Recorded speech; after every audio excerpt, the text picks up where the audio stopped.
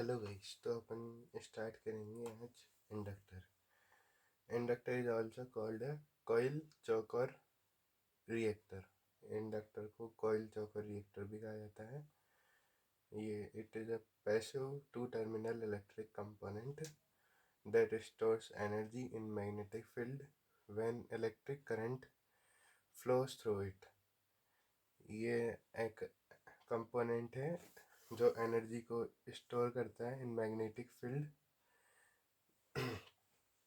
जब electric current उसमें से फ्लो करता है।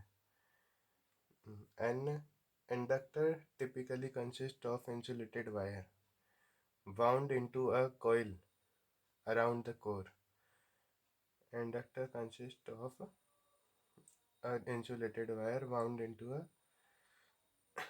coil around the core। Inductor एक इंसुलेटेड वायर से बाउंड हुआ रहता है, बंधा रहता है,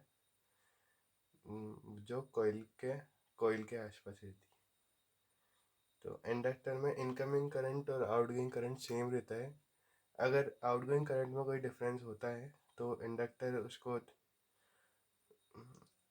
उसको तो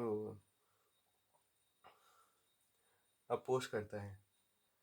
सो अगर 4 एम्पियर का करंट अपन ने दिया और तो 4 एम्पियर का ही निकलेगा। अगर अपन ने 5 एम्पियर का दिया और आउटगोइंग में 4 का हो रहा है तो इंडक्टर के पास जितनी एनर्जी बचेगी उसके हिसाब जब तक मतलब उसके पास बचेगी तब तक वो 5 एम्पियर का आउटपुट देगा। जब उसके अंदर की एनर्जी ख़त्म हो जाएगी तो वो 4 एम्पियर का आउटपुट देगा।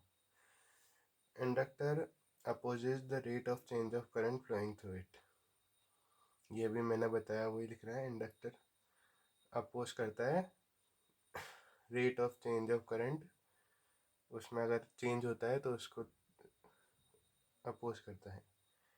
If the change occur in outgoing current then inductor try to balance outgoing current by inductor.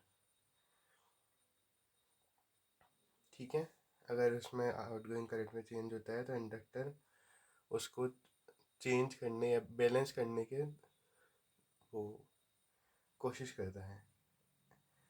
If inductor current changes from 5 ampere to 4 ampere then it. अगर इंडक्टर का करंट 4 एम्पियर से 5 ampere change होता है तो वो एकदम से change नहीं होगा। जैसे एकदम अपन ने 4 की जगह 5 एम्पियर उसमें करंट दे दिया तो एकदम से ऐसा नहीं होगा कि उसमें 5 एम्पियर चलने लग जाए। वो थोड़ा टाइम लेगा, देन उसके आगे तो वो चलेगा। ये उसका एक ग्राफ बना रखा है आई और टी का। ये आई मतलब current and T with time. तो टाइम के रेस्पेक्ट में ये चेंज होता है, एकदम से नहीं होता। चेंजिंग करंट इंड्यूसेस वोल्टेज इन इंडक्टर। अगर करंट चेंज होता है तो वो इंडक्टर में वोल्टेज इंड्यूस करता है। When current flow in inductor then it is called electromagnet. जब इंडक्टर में करंट फ्लो कराते हैं तो उसे इलेक्ट्रोमैग्नेट कहते हैं।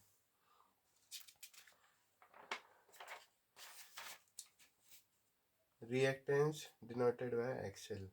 इसमें रिएक्टेंस होता है जिसे एक्सएल से डिनोट करते हैं। XL equal to omega L. Omega होता है सप्लाई फ्रीक्वेंसी, एल होता है इंडक्टेंस। ओमेगा को 2 पाई एफ भी बोल लिख सकते हैं।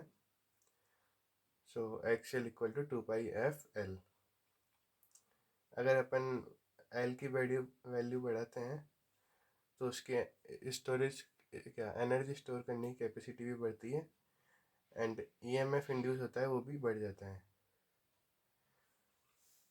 और इसमें जितना अपन एल बढ़ाएंगे उतना करंट ज़्यादा फ्लो करा सकते हैं। ये इनकी ये इक्वेशन है। Energy is equal to half I square L I square and induced EMF की L D I by D T. इसमें अपन देख सकते हैं अगर इंडक्टेंस को बढ़ाएंगे तो इंड्यूस ईएमएफ भी बढ़ेगा और इंडक्टेंस को बढ़ाएंगे तो एनर्जी भी बढ़ेगी। L depends on number of turns. ये इंडक्टेंस होता है वो नंबर ऑफ टर्न्स पे डिपेंड करता है कोइल के। अपन नंबर ऑफ टर्न्स बढ़ाएंगे तो इंडक्टेंस बढ़ेगा, नंबर ऑफ टर्न्स घटाएंगे तो इंडक्टेंस कम होगा। अब एक क्वेश्चन आता है अपने इलेक्ट्रिकल इंजीनियरिंग में, व्हाट इज वाइंडिंग।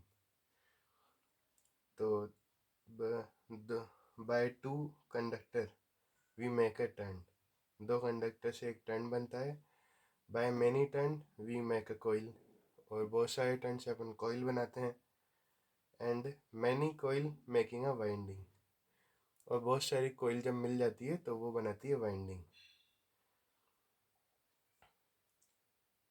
और coil is equal to winding, so क्या, coil is equal to inductor, so winding is also a inductor.